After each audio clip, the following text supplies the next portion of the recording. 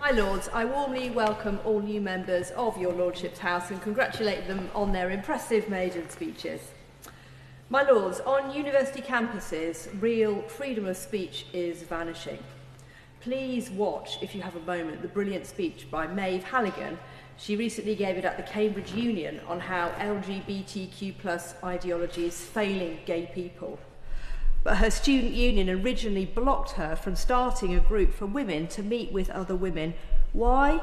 Because the group was not inclusive of trans women.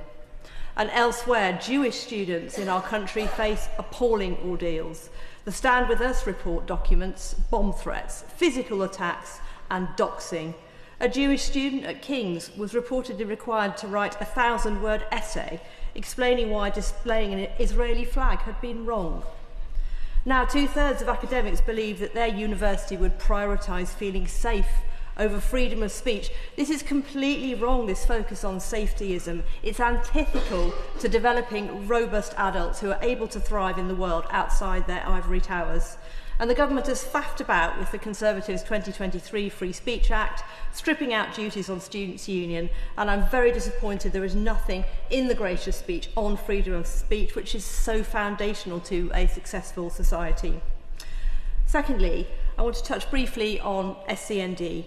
The government recognises there is a problem, but, my Lords, nobody has the appetite to ask the very honest question, which is why are there so many more SCND children?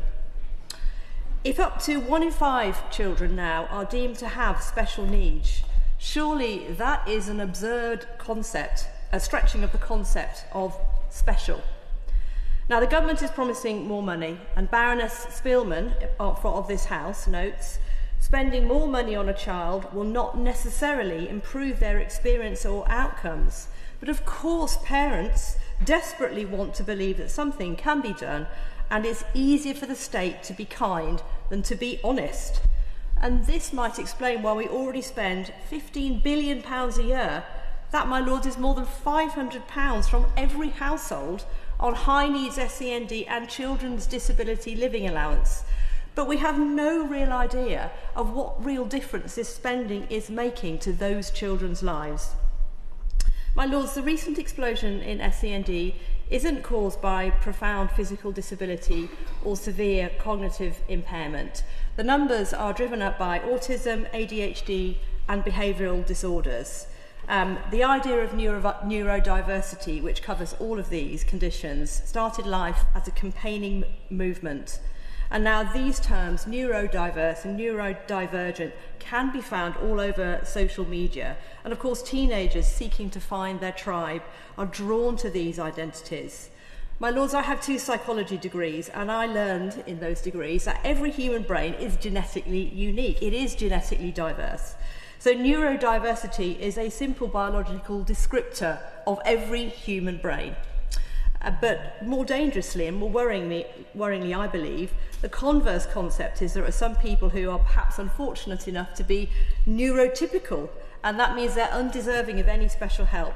And I think that's damaging when there's no objective test to distinguish who's neurodiverse and neurotypical. My Lords, to be crystal clear, I don't doubt for a second that these children are being failed by the current school system, and as we've heard that in an excellent maiden speech. But we lack evidence that the current approach is helping them. The next generation deserves better from this government.